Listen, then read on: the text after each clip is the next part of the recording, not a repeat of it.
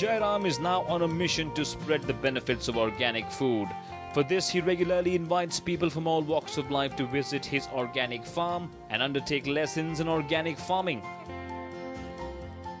Everyone from children to families to IT professionals to foreigners visit his place, stay at the farm over the weekend and learn organic farming from Jairam. Anyone can become an organic farmer by understanding the key principles of organic farming. Today on News 9, Jairam explains his 5 principal laws of organic farming. Go chemical free.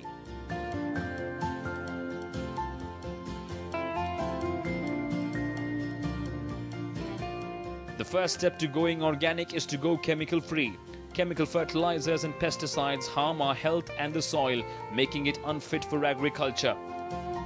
So the first law of organic farming is to go chemical free. Did you know that so many MNCs and pharmaceutical companies sell their chemical fertilizers and control not just our food but even major governments of the world? Cancer-causing, disease-causing chemical fertilizers are spoiling not just our lives but even the soil fertility, which is already great in India.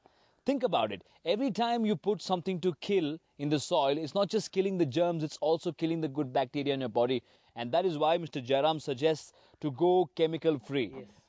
Elaborate on the first law of organic farming, Mr. Jairam. Yes, the first law is that, everything should be natural. And we should never use any synthetic chemicals, fertilizers, pesticides. It's a simple reason because, every pinch of salt, soil, it's got, millions of microbes. Correct. This got, millions of microbes. So when you put these chemicals into the soil, it creates, acidity, salt is created, lots of poisonous things are created, and the whole microbes dies. Okay. Then it kills the soil. Correct. The soil fertility goes down. Correct. If the plants have to live, how are microbes helping our gut? Like that, these microbes should also help the soil. This is one thing. So whole system is, killed by using chemicals. Number 2, very important, this chemical residue will go into the food chain. Okay. See, this is very, very important. Okay. See, then we start, when the chemical kills, this all pesticides kills the other living beings. Correct. It also poisons to our own body. Yes. So they won't, stop there. They will come to the food chain, they will enter into our body. Okay. So today, whatever eating, entire food chain is contaminated by deadly chemicals. Okay. So organic farming never uses any synthetic chemicals, pesticides, or any kind of, things which can definitely kill the soil. So primary law is go chemical free. You have to not use anything to do with chemicals in your soil, in your food. And if you didn't know, that is a great way of making money for these MNCs and pharmaceutical companies. They first kill the good bacteria in your soil. When you consume that, you get disease, and then they eventually give you the cure as well, making it a great business cycle for them. So, law number 1, go chemical free. Create your own manure. Making your own manure is another very important aspect of cultivation. Vermicompost is a very popular natural manure which can be prepared at home as well. Let's find out how. Organic law number 2, create your own manure, and everything in your farm should come from your farm. Which means nothing should be chemical about the fertilizers you use. There's something called as vermicompost, which is the best fertilizer for your crops. It has so many minerals, so many varieties of nutrients for your plants, which are so important. And to talk to us more about the organic law number 2, let's ask Mr. Jairam, what is the speciality of vermicompost and what does it do to your crop? See, vermicompost, very easy way of manuring, inside the farm only. See, we're using all agricultural waste what we are getting and adding cow dung, then afterwards when it is, digested, then you leave the worms there. Okay. So naturally the worms, create. You see how beautiful this is vermicompost. Okay. How beautiful it is. This is called black gold. It is not only got NPK, Okay. but also micronutrients. Okay. So this is the best way of, it gives instant energy to the plants. Okay. So in addition to this, these are the worms, yeah, small worms, What yeah. does these worms do, sir? These worms, actually they digest this, and their whatever digest, and this the shit comes from the worms. Yes. That is called manure. The manure has come from their belly. Belly. Yeah, from the system. Okay. So these worms are very, very interesting, and they do beneficial to the soil. Okay. And they also go to the soil. There also they do all this composting, as well as they help to harvest rain also, where they plow the land naturally. So these are all multi-beneficial from the worms. Okay. So along with that, we should also have a composting. Then we should also have this liquid manure. You can do it here. Okay, It's called panchagavya. So many varieties of liquid manure, and also we can also make liquid pesticides. Okay. So and also we can also have mulching system. Okay. That's another way of giving fertility to the soil. Okay. So I'll explain to the mulching system Sure. that. If one wants to have their own vermicompost at their home, Yeah. what should they do? What is the process? That very easy thing they can do it. They can use whatever kitchen waste comes. Okay. And the kitchen waste they add to the container, and they half digested. Then add some cow dung, something some other thing. Then leave the worms. So within within another 60 days we get vermicompost. And also we can get vermi wash also from that. Okay. Whatever liquid comes, it also you can also manure it. So there are umpteen ways of doing your own all fertilizers, pesticides, all inside the farm from the inputs available in the farm. That is very important. You don't bring anything from outside. You have to bring only seeds and plants. Yes. Rest of the all inputs should be generated inside the farm. That's the beauty of organic farming. So you don't get, you don't spend any money for it. The beauty of organic farming is it converts, or rather, it educates you that nature's supermarket is the most beneficial supermarket. And it's Yeah. got everything. And You can create your own manure, you can create your own crops, you can do everything on your own, By and it's very converting all simple. agricultural waste, Agricultural waste into energy. Yes. That's the beauty of organic farm. Waste into energy. So every waste, it's not there is no waste in nature. Correct.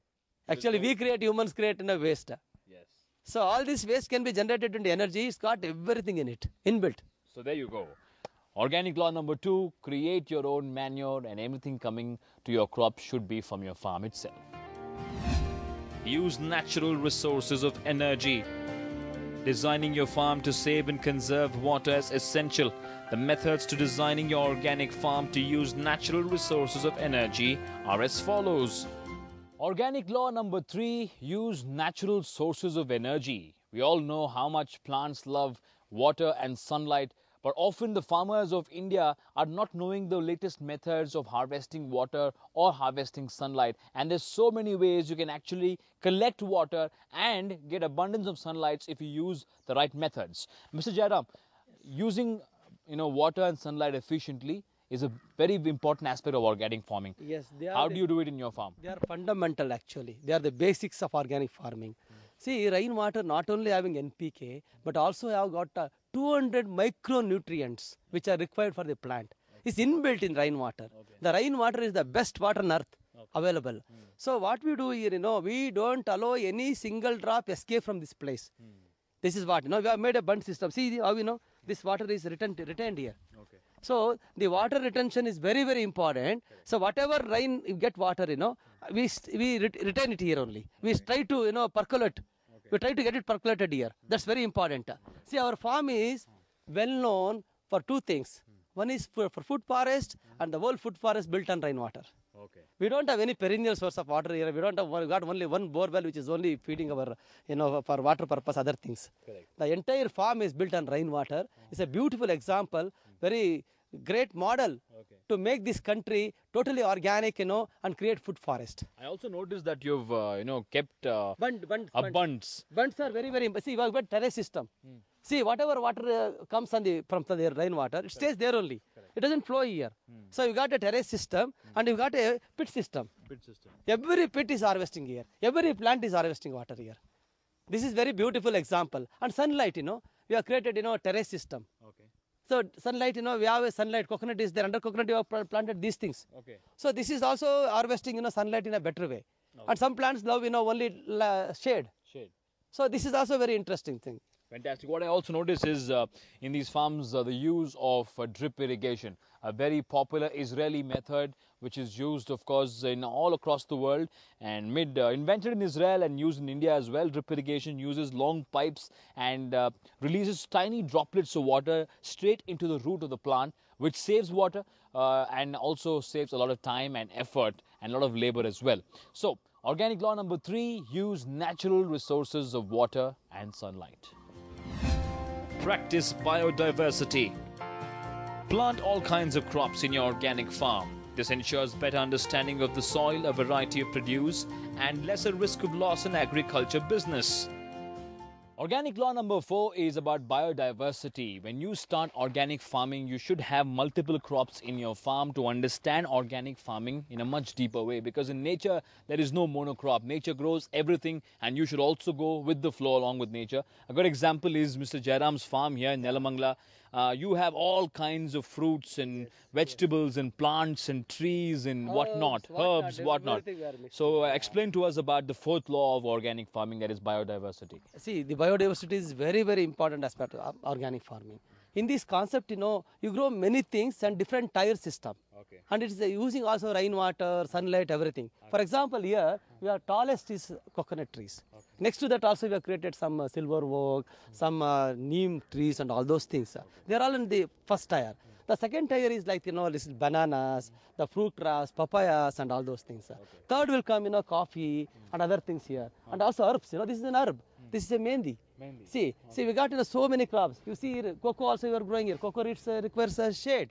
So this is creating kind of an atmosphere where they live in a friendly way. See, there is no competition in nature. Humans only compete. They complement together.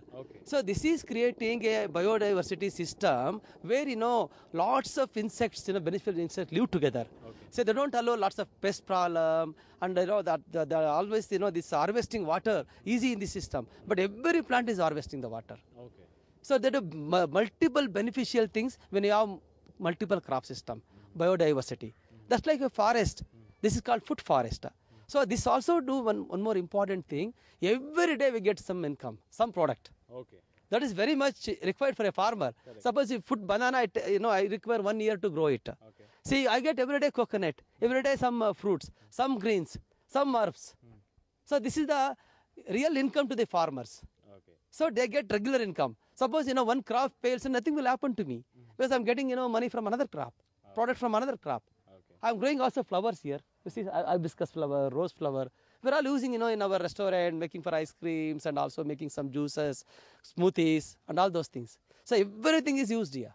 Fantastic. So that is, of course, very important, as Mr. Jairam says, that you have to grow everything and go with the flow, which is very natural, especially in terms of, coexisting one plant or one crop with each other. The insects also get friendly with each other. There's no competition. And for a farmer, it's very beneficial. If one crop fails, you have another crop waiting for you. And the atmosphere itself becomes like a food forest, which is again beneficial to the farmer, eventually creating nature which is very, very happy for you and for me. So the fourth law of organic farming is biodiversity. Start connecting with nature. Dedicate at least one weekend and spend time with nature. Connecting with nature brings peace, patience, and tranquility in your life, making it easier for you to understand organic farming.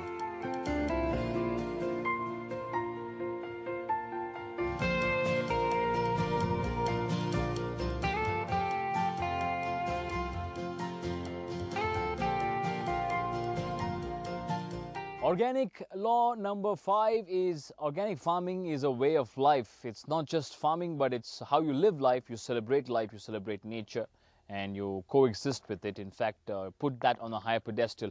Mr. Jairam, celebrating life with nature is organic farming. It's so much more than what we actually hear of. What do you feel about law number 5, organic farming is a way of life? See, now the whole distress happening in the society because we are disconnected from the nature. Every organic farmer is closely connected with nature. He tries to protect it. From that, he get a kind of, wisdom and a kind of experience which gives celebration for his life. And in fact, I am enjoying it, from last 18 years what I am doing organic farming.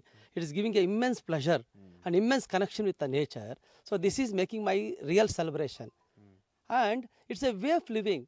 It's a holistic way to life, holistic approach to for all problems.